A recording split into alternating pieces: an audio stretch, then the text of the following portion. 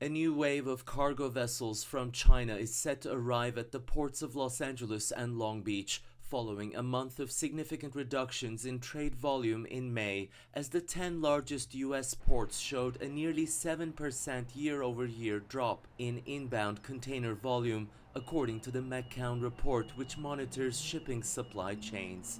July is when we're going to get into solid double-digit percentage volume declines, and where it goes from there is kind of difficult to say. It does seem like to me that what we're dealing with really is an all-in-all kind of an all-out assault on the concept of trade itself, which I think will be economically harmful to the U.S.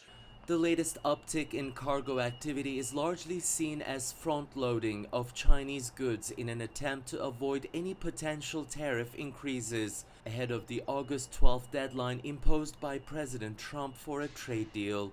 The on and off tariffs have already dealt a big blow to the nation's largest port for the month of May. Of the 4 vessels that we anticipate being canceled, they were all from China.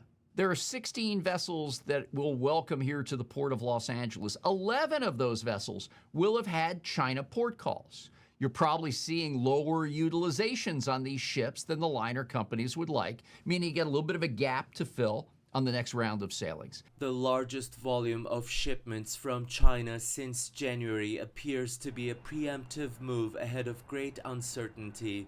That's according to experts who project further trade reductions, even with the temporary arrangement of discounted tariffs on China. But even at 30% for China and 10% for the rest of the world, I see we're going to get into double-digit reductions, and China's a source of 40%.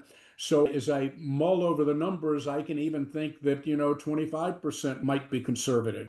The unpredictable port traffic reflects the U.S. administration's mercurial trade policy, putting immense pressure on complex supply chains struggling to adapt to an ever-changing reality on the ground. Ediz, Tiyansan, CGTN, Los Angeles.